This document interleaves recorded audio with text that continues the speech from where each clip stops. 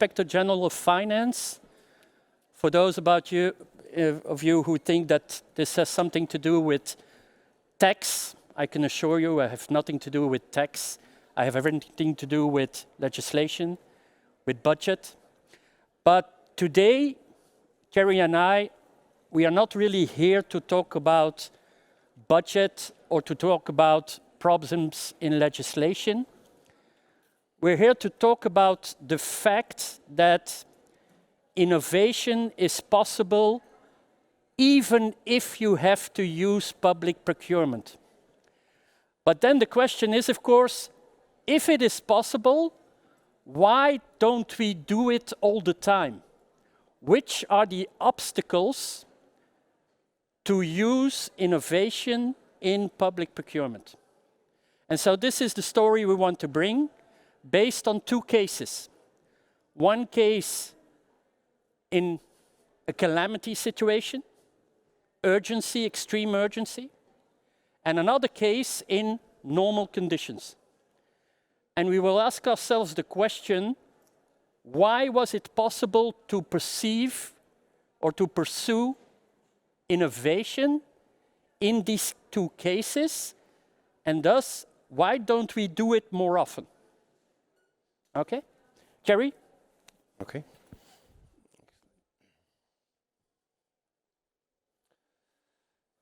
Okay, let's perhaps introduce myself. My name is Decocq. I'm a procurement consultancy specialized in innovative procurement, mainly used in crisis procurement situations. So when companies or institutions are in deep shit, they call me. And also innovative procurement to try to think out of the box to enlarge negotiation possibilities or let's say, procurement as such. So we have been receiving the European Innovation Procurement Award in December 2023 from the EIC, based on the techniques, strategies and tools that we have implemented.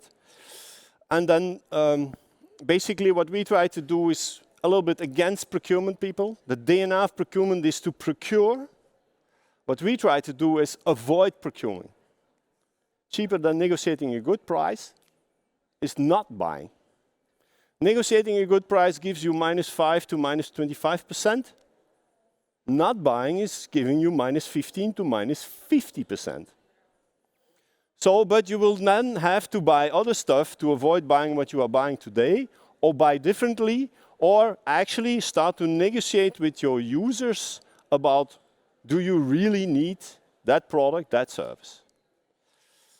So during the crisis, we have been advising the federal government, and what I would like to show you today is some outputs of this innovation procurement, some ideas.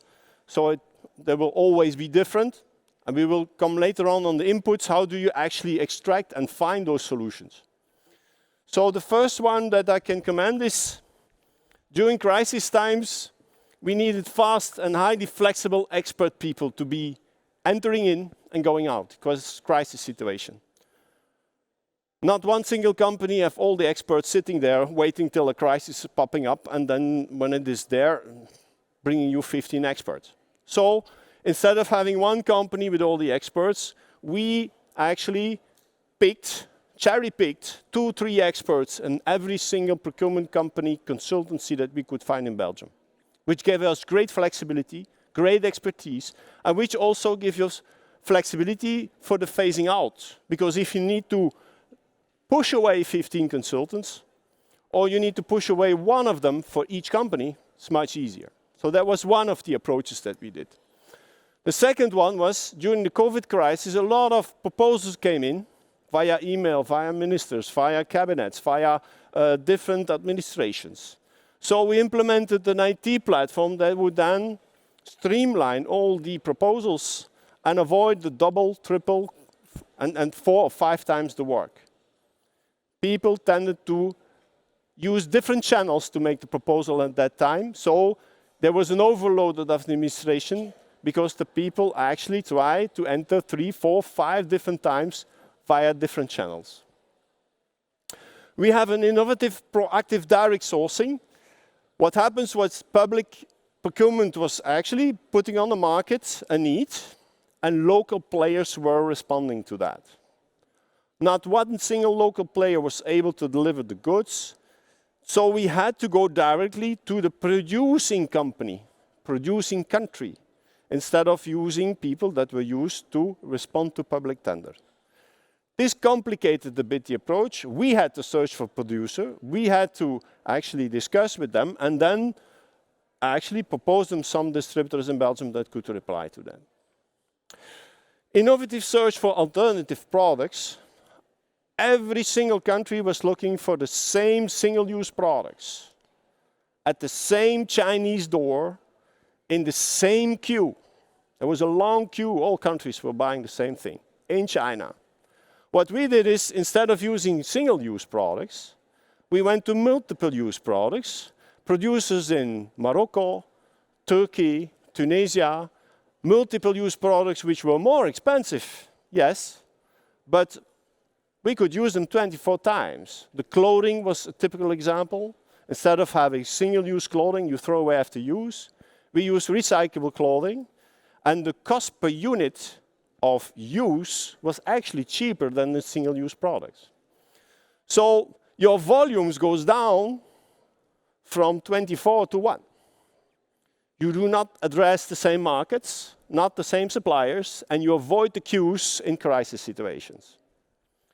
Nobody was in a queue for Tunisian and Turkish product at that point of time. We also did innovative search for alternative technology. Typical example was the syringes. I don't know if you remember the time when people were actually on the crisis, commenting on it. Actually, Pfizer was invoicing 5 doses per vial. Suddenly, they said from now on it's 6 doses per vial. But you needed special syringes to extract 6 doses from this vial. Syringes which have a low waste. Okay, very good. We could find these, but actually we found also syringes that could extract 7 doses from the vial. These syringes were more expensive, but cheaper than a 7 dose. First advantage, cost price. Second advantage, everybody was getting the same amount of vaccines on the market. But we threw 1 less into the dustbin because we had the 7 dose. So we went 1/6 faster than other countries. Up to that extent that countries started to talk to us saying, hey, what happens? Did you receive more vaccines than we did? No, we throw away 1 less than you do. So this is a typical approach where you then say, okay, you buy something more expensive, but at the end it costs you less. We did innovative validation of reuse of single-use products. This is a typical war situation. At the war, like at the war, a single-use product. This was a backup scenario.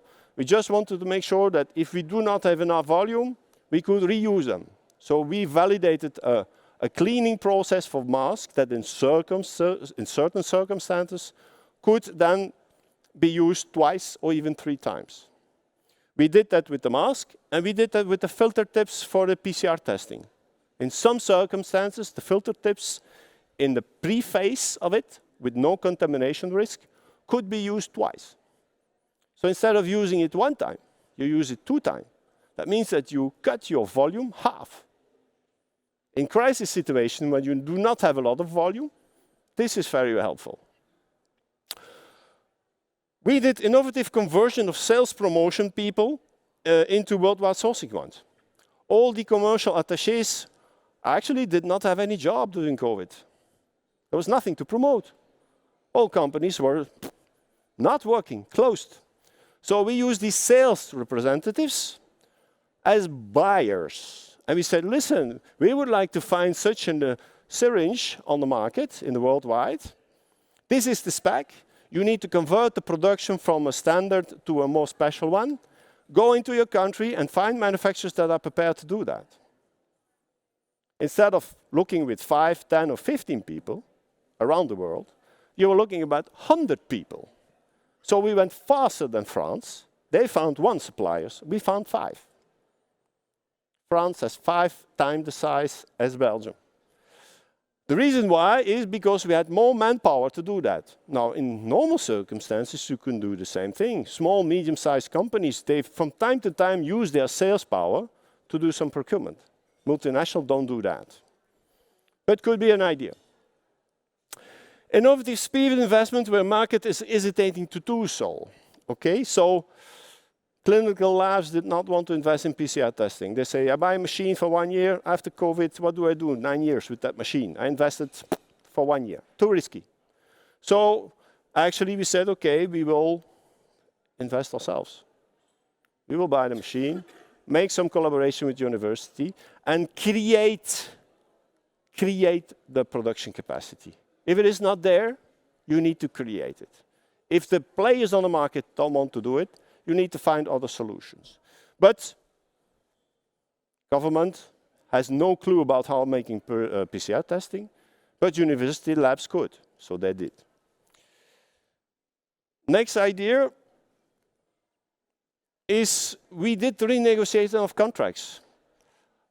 So when you have a contract which is signed by a minister, supplier can say, you have a contract. I just execute the contract. Nevertheless, we did renegotiate the contract based on logic. Most contracts are set based on contractual clauses. Based on logic, what is the risk? What is the reputation risk of the company if it comes out that actually the product that they are producing are ending up in the dustbin?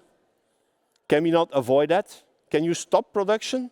We will make sure that we pay you whatever is needed for your margin, but don't continue a production which is useless. If some of the products cannot be used on the market, don't do it. Stop. We will pay whatever is necessary, but don't continue unnecessary cost. So you start the negotiation based on logic, not based on legal contract. It is possible. People are reluctant to do it because you have a contract which is signed with penalty clauses. So they all agreed. It was painful, it was difficult, it was time consuming, but they all agreed with a result of minus 67 volume percent.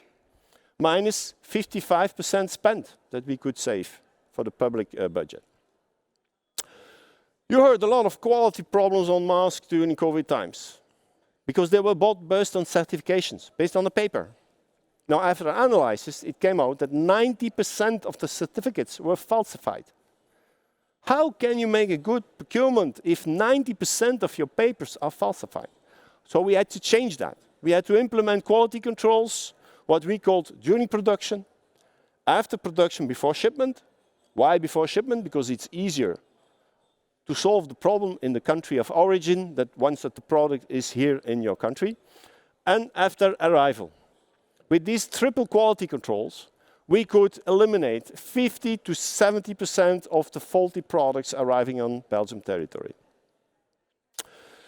We also introduced a concept of stimulating production, increased than just buying existing production capacity.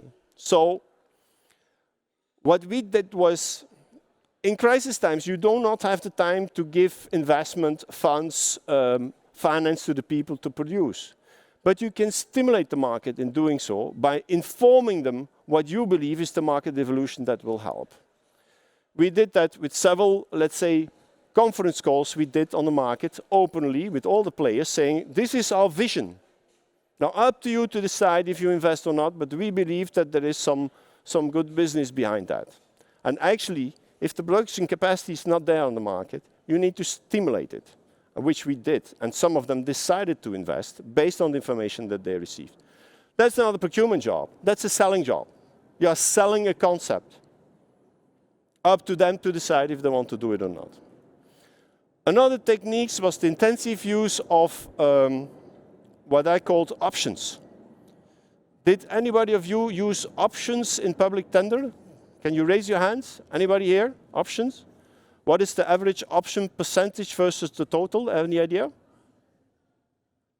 Can you bring the mic, perhaps, Frederic?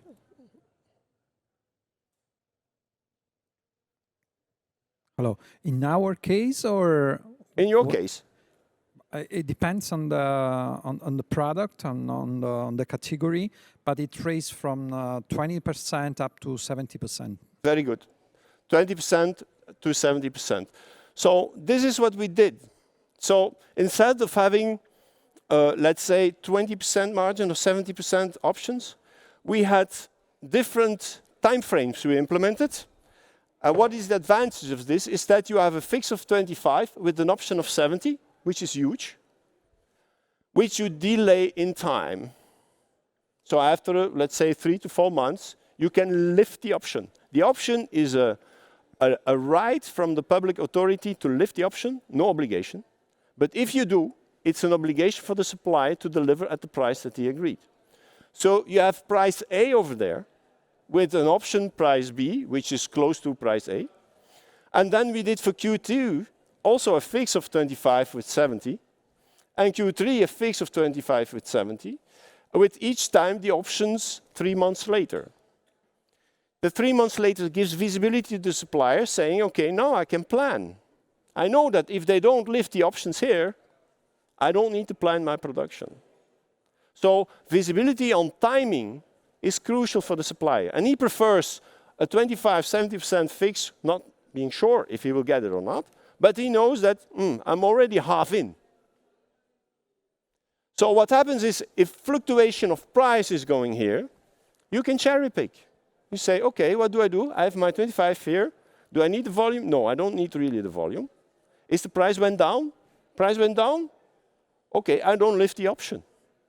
I can lift this option, but earlier. So you can actually start to mix different prices whenever you like. If the volume explodes, which happens in crisis situation, you have no choice, so you lift all the options and you have more than enough. You are secure. And you have a buffer, which you do not have if you have a one time. So with 3 times, you can actually have different approaches, which give you flexibility on price. You cherry pick. This one is cheaper? Okay, I take this one. I don't take this one. You can lift it over. Okay, so these were the outputs. Great ideas that came out based on a specific situation. Can you help that? Can you use that? Some of them might be able to use it, others not. Any idea that was discussed there that you could use in your business? Anybody an idea? Nobody? This is how you achieve these outputs. Because how do you come to those ideas? Basically, you start with a 360-degree thinking, with the current status, that is today. And we talk later on with the rainbow approach. And then, in your mind, 80% is preparation. You go actually extending or reducing something of the current status, whatever it is. Here in this, it is timings. You can extend timings or reduce timings. Make the exercise. What happens? Like we did with the options. It creates more creativity, innovation in your thinking process. Or you can increase vertically or decrease vertically. For instance, specifications. If I bring my specification up, what happens? If I bring them down, what happens? Bringing down is dangerous, but you can bring them down for specific segments. Example was that we could have products with a lower specification for a different segment than what was generally accepted, especially for masks, for instance. Then we can look at the supplier needs. How can I solve supplier needs of urgencies? How could I give to a supplier something which is not costing me anything and which is value for them? Stability, visibility on what will happen, timing. This is something where you can play with. Ask your suppliers, what would be a benefit for you that is not costing me anything, but is really worthwhile for you? Timing is a lot of time, something is worthwhile. Third parties, can I include third parties to do the job? Previous example was, okay, to recycle products, yeah, you need a third party. You cannot do that alone. You include a third party in the concept. Address other budgets, other topic. People think that the negotiation is between the seller and the buyer. No, you have a budget between seller and buyer, but you have the marketing, you have the research and development, you have the technicians. So it is sometimes more valuable to have 15 days of technicians coming to explain you how it works than just having a good price. So if you think upstream about your public tender or your private one, and say, okay, what would be value? What is something that is not costing anything to the supplier? Their technicians are paid. Their salary are paid. It's cost for them nothing more. But value for you, if they come 2 weeks in your facility to explain you how it works, how you can improve, that's worth gold. Okay? And then the segmentation. You don't need to have the same quality for all segments. Just make segment of different quality levels. And you have a wide variety of negotiation, 360 degrees. This thinking process you should do before you start writing a public tender or a private one, talking to your people. The rainbow approach is, most procurement people think in yes-no terms. But between yes and no, white and black, you have a wide variety of colors. So when you are thinking about making a tender public or private, think about flip the topic horizontally. What happens? Make it ridiculous. What happens? And see, sometimes you say, that would be a catastrophe. Oh, is it? Or would it be wonderful? Second, flip the topic vertically, what we did over here. The upside down, increase specification, decrease specification. Increase users, decrease user. What happens? Combine vertical depth with horizontal wideness. Legal people, any legal people did law, studied law in this room? Nobody studied law? Some people studied law, yeah? And some engineers in the room? Some engineers? Economists? Where? Economists? Okay. You think differently. Legal people think vertically. They think, is he, let's say, is he guilty or is he not guilty? If he's guilty, are there other circumstances which soften the guiltiness or not? But once they take the road of guilty, they do not go to non-guilty. They go in depth. Industrial people, economist people, they think wide. They have a lot of different solutions, but never go in depth. If you combine the two approaches, you have a wide variety of solutions which actually do not fit with each other. But once you change a bit the conditions, you come to completely new ideas. This is what I called combined vertical depth with horizontal wideness. Very important and very difficult for engineers. Who are the engineers here? Lift out your hands, engineers. Okay, you want to be 100% right, yes? Yeah. No. For me, 80% right is fine. Crisis time, you don't have time to be 100% right. A good decision taken too late, sorry, it's a bad one. So sometimes you need to be 80% right is sufficiently okay. You don't need to know if it is 1.3 million or 1.2 million. It's enough to know it's above 1 million. Okay, guys, we go. That the tendency is that people want to be 100% right. You need to just to select where it is really necessary, like health, and where it's just, okay, we know it's a saving, we go for it. Segment the business like a monopoly, especially pharmaceutical business. I worked 8 years in pharmaceutical business. People believe that the monopoly, it's a monopoly. No, you have a supplier, he has, for 100% of his business, he has maximum 50% monopoly. All the rest you can take away. You can negotiate your monopolic piece by taking away the non-monopoly piece of your supplier.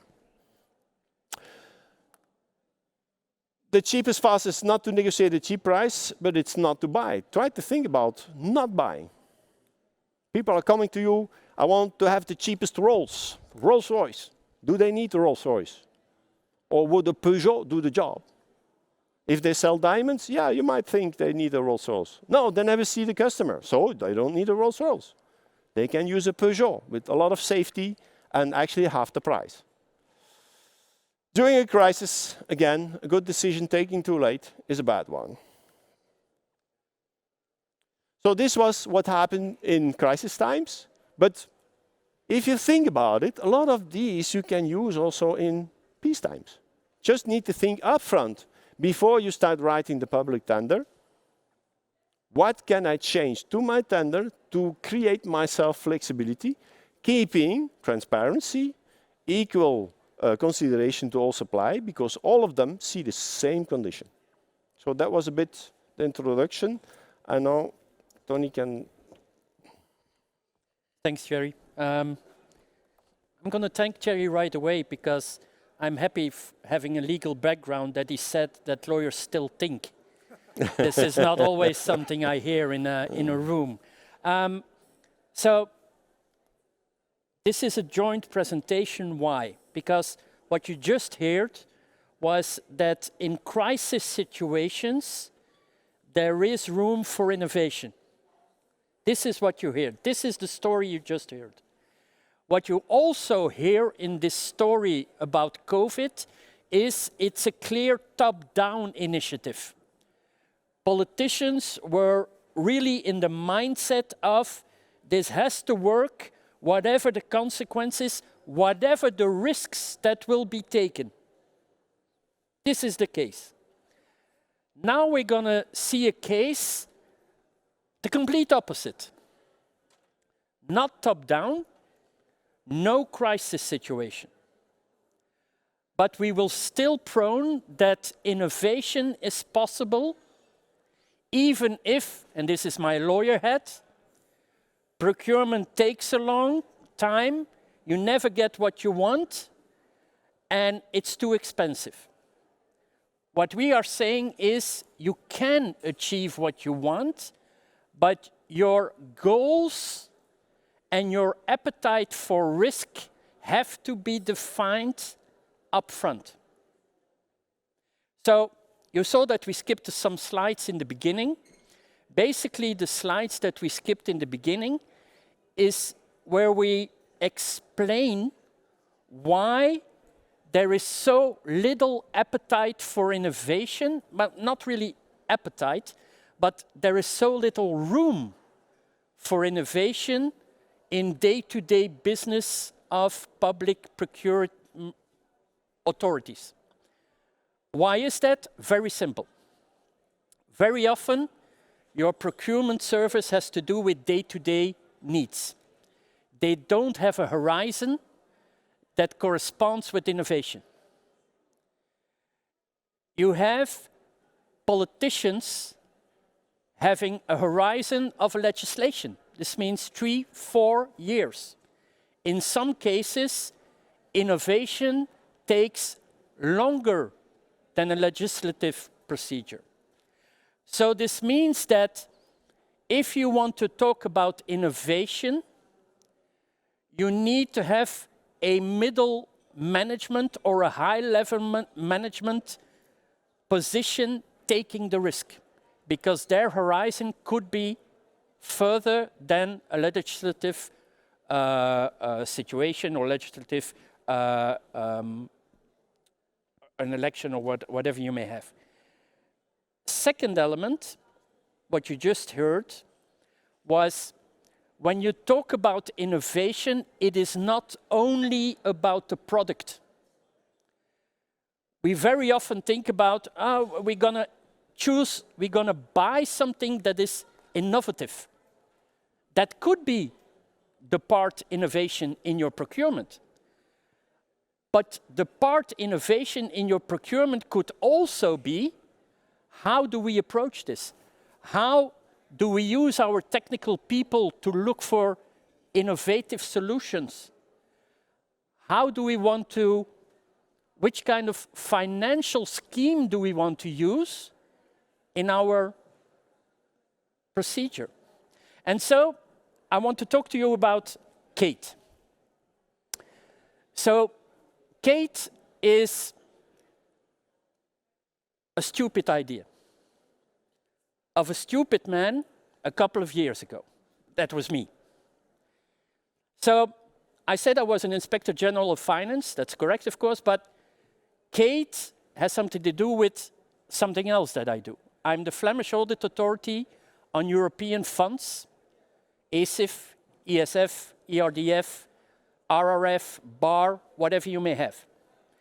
And 3 years ago, I took a white sheet of paper and I wrote on that paper, why in the heck do we still work in the same way as 30 years ago as an auditor? Based on statistical sampling to come to an assurance, whilst pen and paper was replaced by portables, and data assessment and data analysis is no longer an issue. That was my question. And so I went to PIO. For those who don't know PIO, it's a Flemish organization stimulating innovative reflection. For those who know public procurement, it's a PPI or a PCP. So pre-commercial procurement or a procurement of innovative solutions. That is something that precedes procurement. And so I went to them and I said, I have an idea, I have something on my white sheet of paper, but I don't know how I have to go on based on that idea. And so PIO helped me by looking for some consultants, and with these consultants we did two things.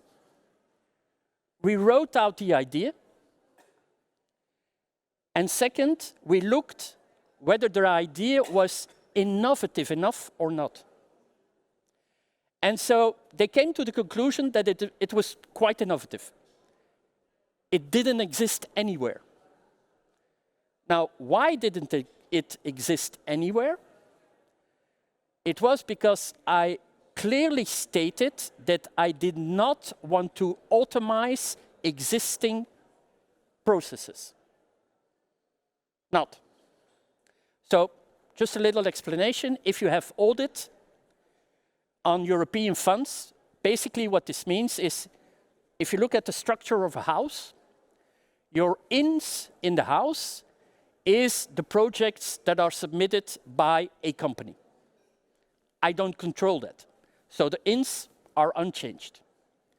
The outs of the house is the relative assurance I have to give each year to the Commission about whether or not the European funds are used correctly. I can't control that. It stays unchanged.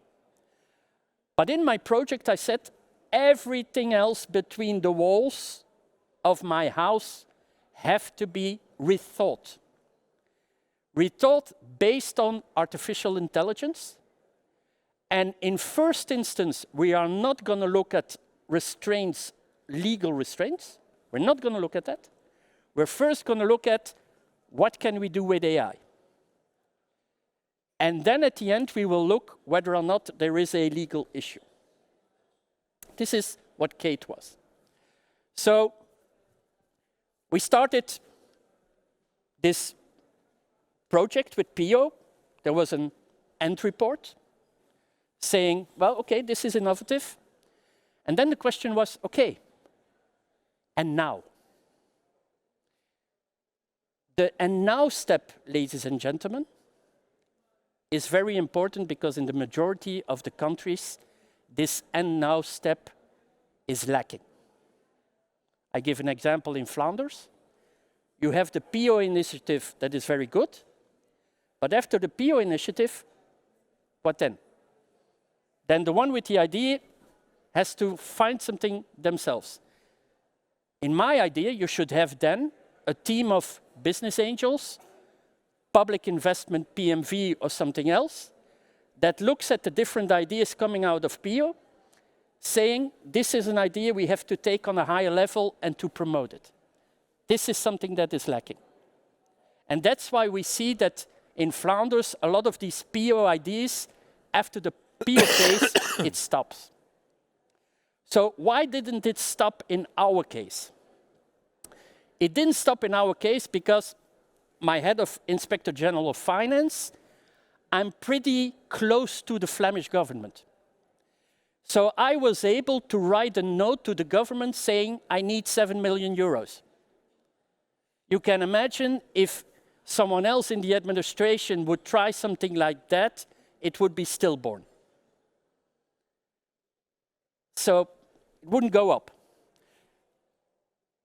I got the clearance, I got the green light. What did I do then? I assembled a team, people like Jerry, people like others, experts, and we chose in procurement, we chose the innovative partnership. Now, for those who don't really know public procurement, the innovative partnership, if you look at the procedures written down in the legislation, it's about one article and about 4 paragraphs, where the other procedures are a couple of articles and a lot of paragraphs and a lot of jurisprudence. And so, from a legal point of view, a lot of lawyers would say, we don't like the innovative partnership because there are too many risks. From a legal point of view, we don't really know what could happen. I said, I love it. Not a lot of rules. I can do almost what I want. And so we started this innovative procedure, innovative partnership, and there were 2 consortia bidding. One consortia around Deloitte, and one consortia around one of the competitors of Deloitte. The negotiations of this continuous-based technical evolution idea took us 2 years. These negotiations, 2 years, why? Because we needed almost 1 year to negotiate the technical details of the bids. And then we used almost, a little bit less than a year, on the financial elements. Why? Because I wanted to negotiate a return on investment. Something that you don't very often do in public procurement. But I wanted to negotiate a return on investment. If the product is successful, I want a free use for the Flemish government. And if you commercialize it outside of Flanders, I want a return on investment. Now, we work on artificial intelligence. We are rethinking everything. But before I show you the rest of Kate, there was one thing that was very interesting.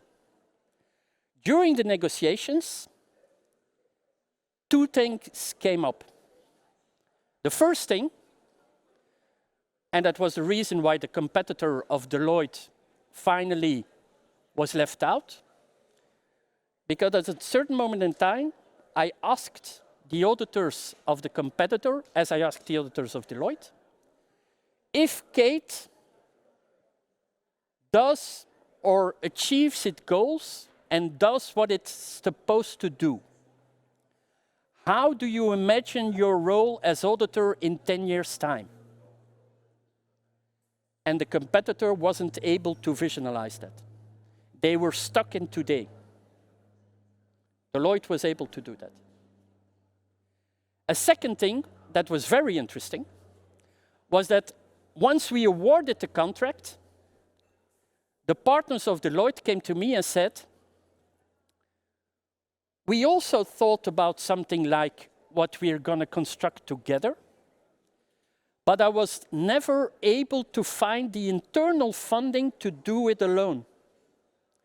And so you in the public administration were the catalyst of this project. And so, ladies and gentlemen, this is for me something very special, very important.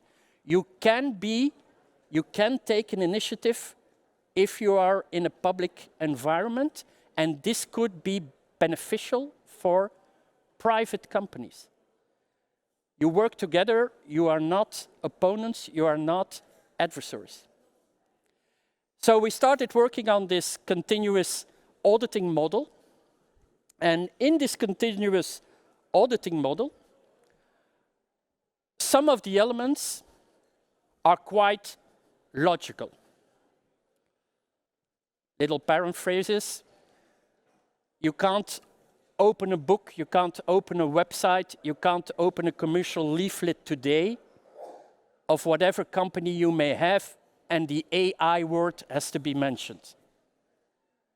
A company, ladies and gentlemen, specialized in ICT is not a company specialized in AI, because they are stuck in their thinking based on structure, data mining, and whatever you may have, but that is not AI, because AI is about less structuring and more open field thinking. And so what we did was, we first had to think about, okay, you get your invoices, and you check whether your invoices correspond with what is foreseen in your project, in your grant that is accepted. It's not really AI. It's machine learning. It's having an automatic read of the invoices and then have a check. That's not AI. But that was the first step we had to do to develop the data and to make sure that the data we would use the AI on was data that was correct. So that was the first step. We did that in the first two phases, proof of concept, where we de-risked a couple of things. And then the first phase, we developed the first part being the first part of the different silos we wanted to develop. Then we started thinking about how do we approach the complex questions? Because checking an invoice is not complex, it's not AI. But we started thinking about how do you check if you have an invoice, after that invoice is a public procurement document, how do you check or how do you have a say on the acceptance of the invoice if the check is that you have to make sure that the public procurement rules underlying were respected? How do you check if there is an invoice whether the rules on state aid were respected? So these are complex problems. And so we started looking at how can we approach these complex problems, and this is where AI comes in. Because we started playing with the ChatGPTs, we started playing with the Geminis, with the birds, and we started playing with the prompts, looking whether a prompt could give you an answer on that question. Once we were relatively sure on the fact that they would give us an answer, there was another question. The European Commission wants me at the end of the year to give them a statistically based relative assurance on the good expenditure of their money. So I needed a statistical analysis on what this ChatGPT or something else was doing. And so we had a lot of brainstorming on how could we do this, and we worked with different prompts linked to mathematical models, and these mathematical models with the different prompts would allow us to come to a relative assurance. The complex problems, how did we approach them? Well, we approached them like a doctor is approaching a patient. If a doctor wants to know which illness you have, he will ask you some questions. And each time you answer a question, he can strike out a certain sickness. And at the end of the day, well, at least as if it's a good doctor, at the end of the day, he will more or less know what you have. This is the same approach we do with the complex problems. And so in that way, we can come to a relative assurance. You see here another example of the different approaches based on mathematical analysis and based on statistical approaching that has to assure us that it gives us a relative assurance. So, ladies and gentlemen, just to make clear, when I say relative assurance on European funds, what does that mean? This means that with a 95% assurance, I can declare that there is less than 2% error in the expenditures that I checked. That is what I pursue, okay? And so this is what we are now working in the second phase we are developing. just up until now, what we saw, ladies and gentlemen, is that our definitive goal that we have in Kate, that AI would do the bulk of the audit work, and at the end you would still have an auditor checking it. You would have an auditor checking the system to make sure that the system still does what the system's supposed to do. But up until now, there is no element that indicates that we will not achieve our goal. And I can even say something more. In the beginning of my presentation, I talked about a horizon of an innovative partnership being a long time. And so when we started the procedure, our end goal was 2029. One of the reasons was, this was before the AI hype. And so what we knew based on the PIO experience, what we knew that was that for certain things,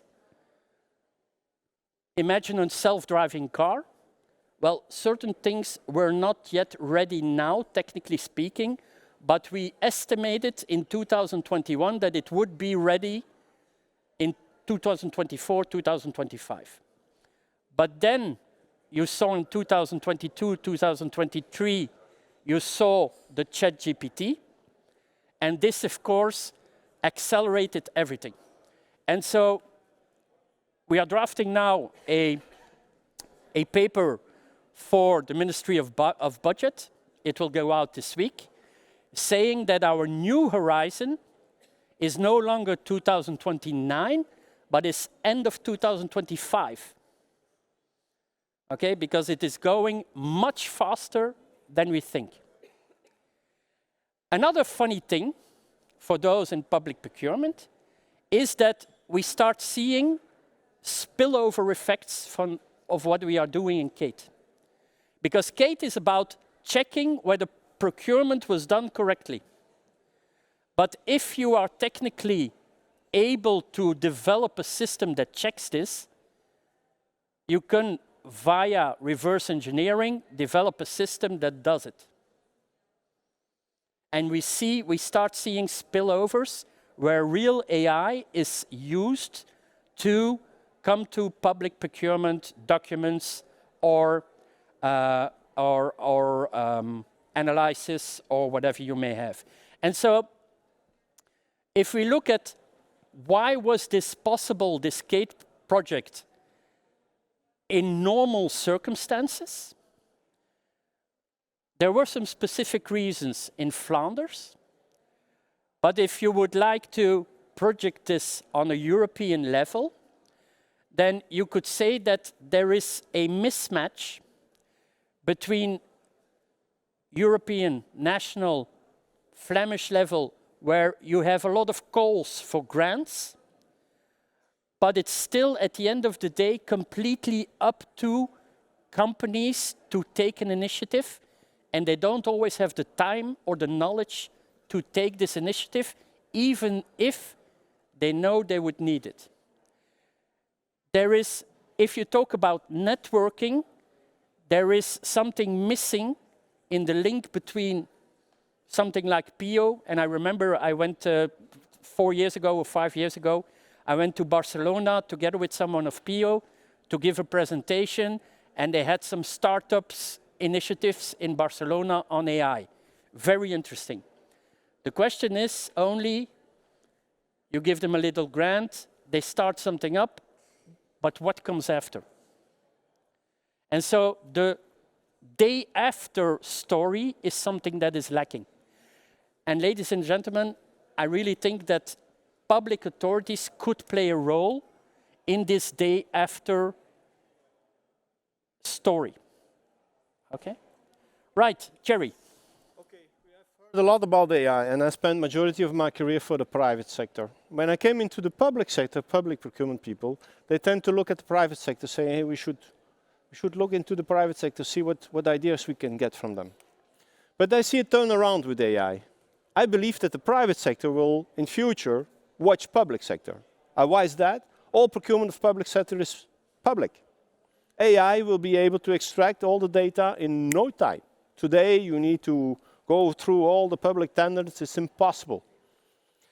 So there are softwares now in development, and if people are interested in that, let me know after this workshop, which actually can write themselves the public tender based on the public tenders that went for the past 5 or 10 years in some countries already. France is one of them. You can have, with a push on the button, all the suppliers that already applied to public tender. You can have your public tender written by artificial intelligence. If you want some clauses to be softer, like penalty clause, you say, write a softer penalty clause. He writes a softer penalty clause, and he gives you the document where it comes from. You don't need to do any research. Artificial intelligence will make that for you. So I believe that public procurement will actually be the driving force in future. And private procurement will start to look, hey, perhaps I should watch and see what public procurement did over there. So if people amongst you would like to know a little bit more about artificial intelligence and its application in procurement, and let's be honest that today artificial intelligence is a big hype. There are very little people really invested in it. There's a big potential. And even procurement is a little bit behind. But what is now coming on, and it's the next couple of weeks, for Belgium, for instance, not only the number of suppliers that won the public tender will be able to be seen, but also the ones that applied for it. So you want to buy boots, you click on it, it comes up, voila, this is all the public tenders for boots. These are all the suppliers that applied to the public tender. These are the ones that won. This is the value that they got. These are the clauses. And then you say, okay, you play around with the prompt, say, make this one softer, make this one longer, this was higher, build in an option. Everything is possible. So I see a major turnaround in this one, and people that are interested in artificial intelligence for procurement, let me know after the workshop and we'll keep you informed. Okay, I think this was it. Thank you very much.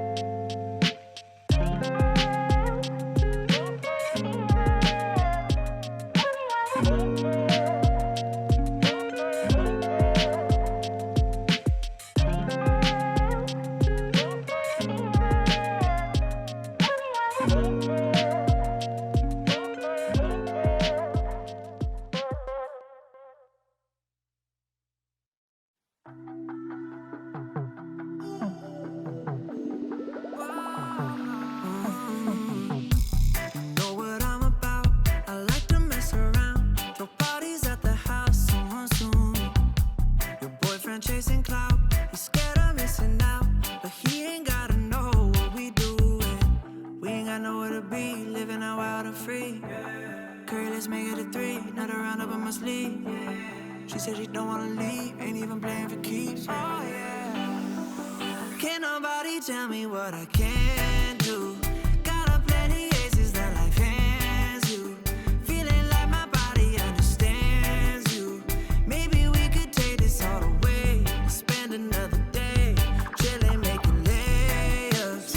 If you're feeling down, well, there's a way up. All about that bread, I got my cake up. Maybe I just need another taste. Love the way you sway. Lately I've been feeling like my life is in a movie. I call it every night and every day. Cause I don't ever let the fame or money fool me. I gotta stay consistent in my ways. Oh yeah. We ain't got nowhere to be. Living a wild and free. Girl, let's make it a 3. Another one up on my sleeve. She said she don't wanna leave. Ain't even playing for keeps. Yeah. Can't nobody tell me what I can do. Got a plenty aces that life hands you. Feeling like my body understands you. Maybe we could take this all the way. Spend another day chilling, making layups. If you're feeling down, well, there's a way up. All about that bread, I got my cake up. Maybe I just need another taste. Love the way you sway. Oh, oh. Oh, oh.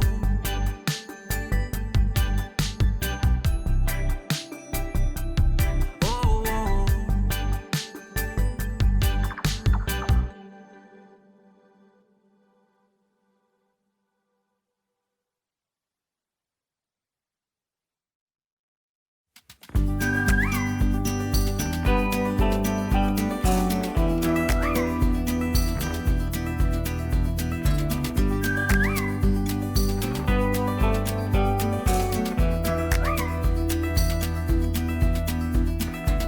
I've never known a love so steady.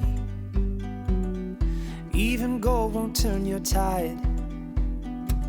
We flow together like an ocean, every low and every high.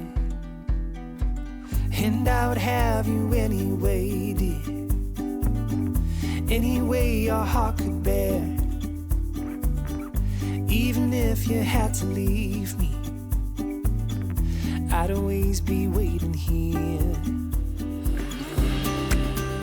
Even when we are apart, I will keep you in my heart.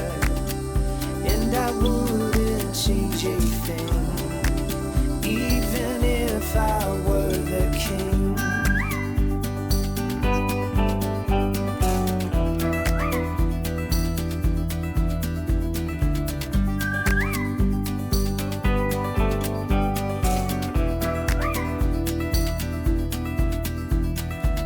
I've never known a brighter sunset, but every day I see it rise.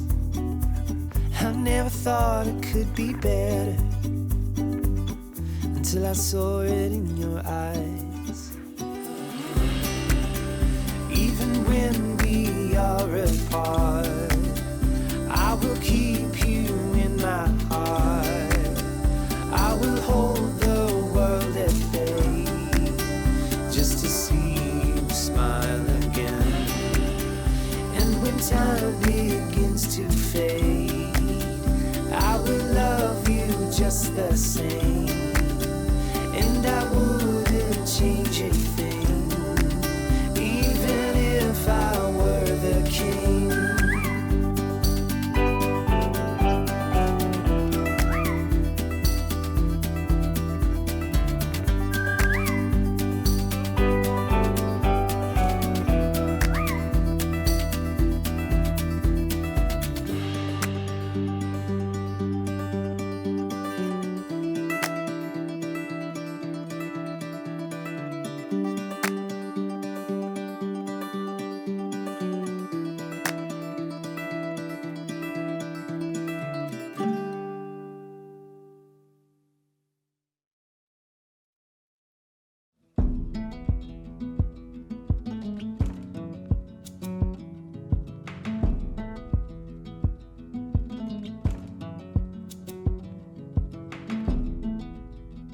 It's the coldest hand that run down this land where the ocean lands.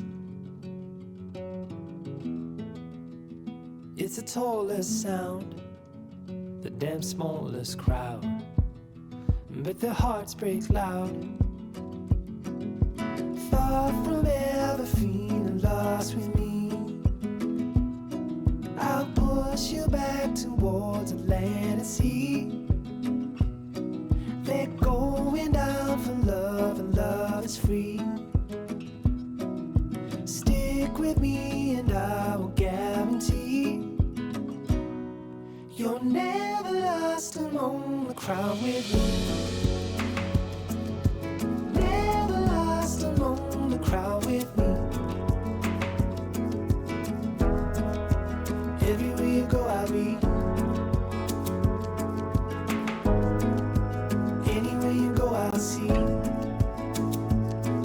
You're never lost among the crowd with me.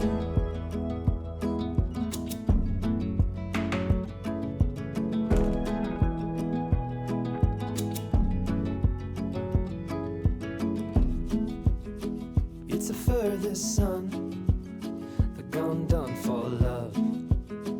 It's a pulse and shove. It's the sharpest cry. The here goes, but why? Where the desperate lie. Far from ever feeling lost with me, I'll push you back towards the land and sea. They're going down for love, and love is free. Stick with me and I will guarantee you're never lost among the crowd with me. Never lost among the crowd with me. Everywhere you go I'll be.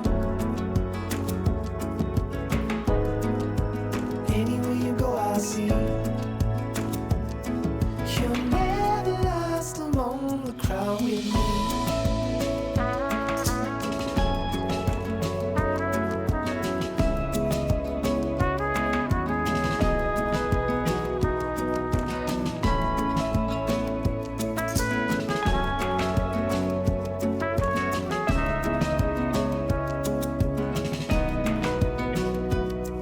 You're never lost among the crowd with me.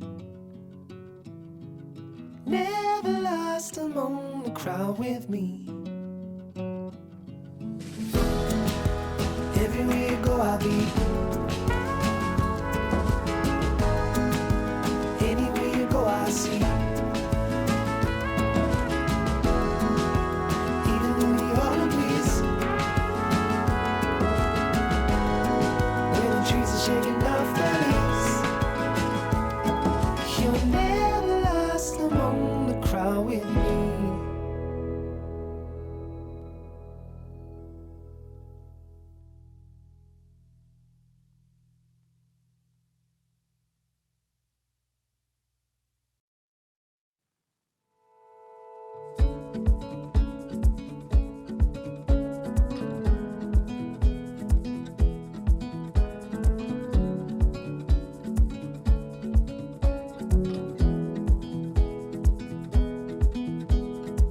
I know that there is nothing stopping me. No physical presence that I can't see. Oh, there's nothing in my way. There's nothing in my way. There's nothing in my way. There's nothing in my way.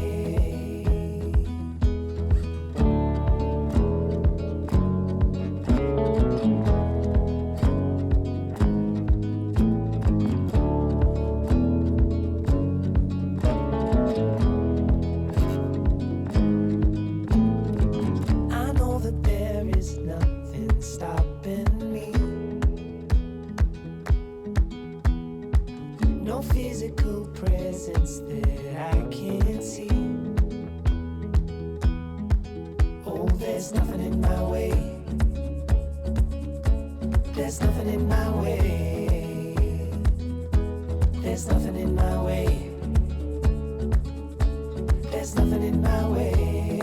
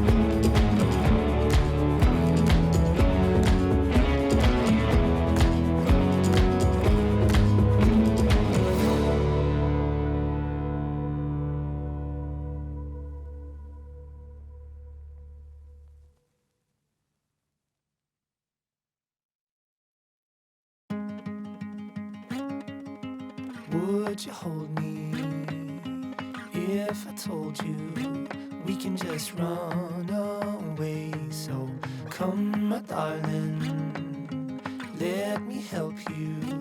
We can follow the sun and leave the rain for somebody else. Let's help ourselves, leave our troubles on the shelf. Don't you worry, we're gonna find all we need in our sunset paradise.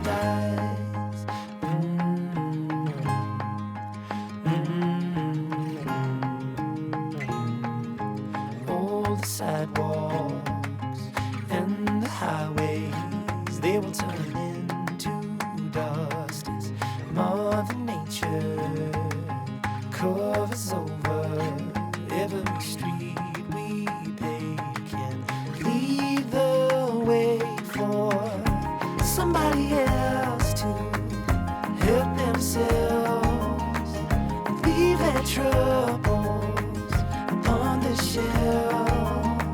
So don't you worry, we're gonna find all we need in our sunset paradise.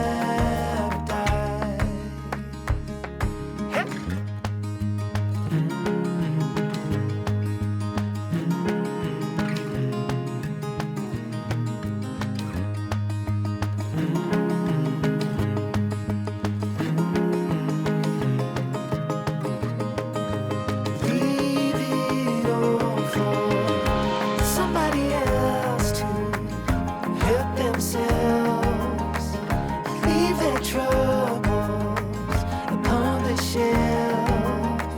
And don't you worry, we're gonna find all we need in our sunset paradise.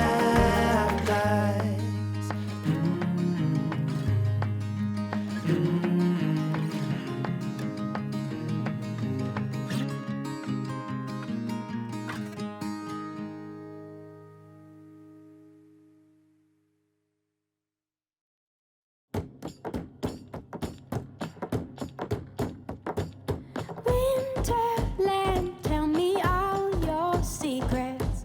Fill me in on your wildest moments. Colored trees, your yellow leaves move me.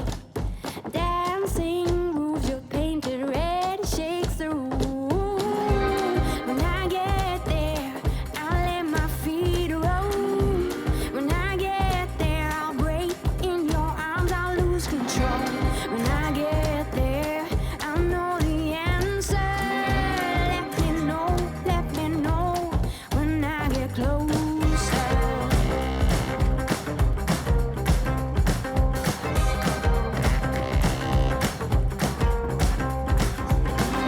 Winterland, you're my sailing ship. Guide me in when you head for your trip. Right out of this wicked black and into bright sand. Straight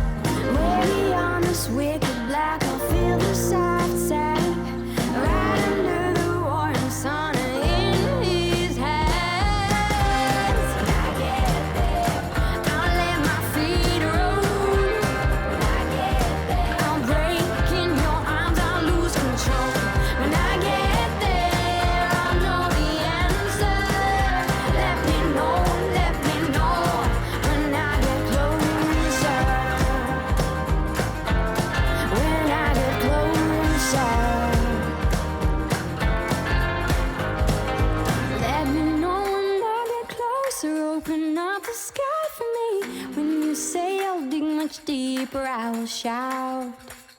Let me know when I get closer. Open up the sky for me. When you say I'll dig much deeper, I will shout.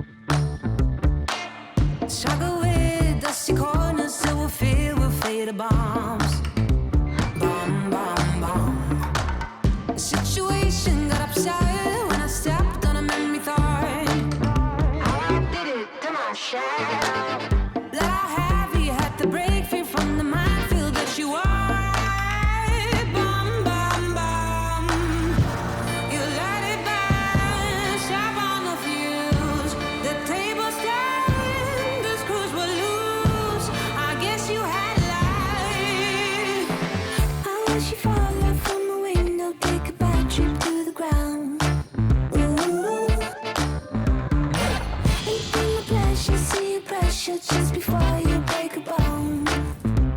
Oh, you're reflecting, I'm deflecting, burning tires to move on.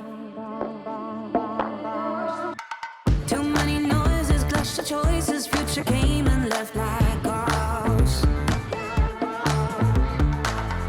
No more messing, no caressing, heavy penning on the walls. How I did it to myself.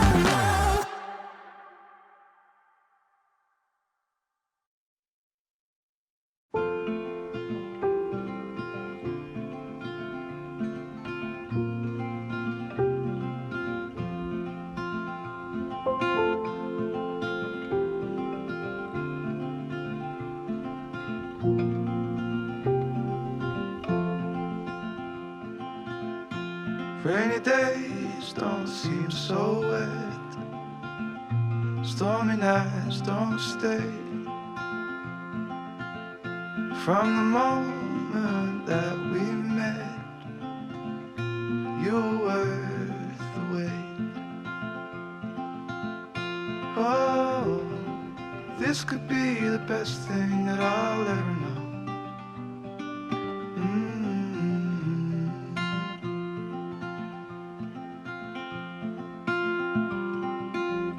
Talk for hours, I never slept. Two silhouettes on the concrete steps.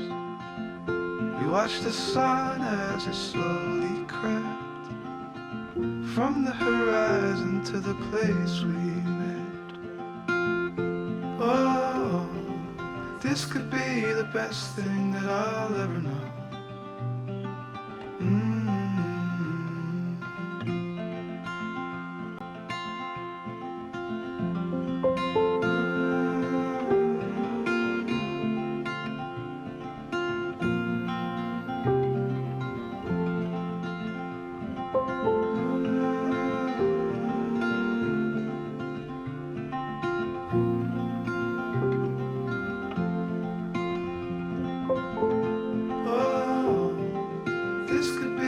Best thing that I'll ever know.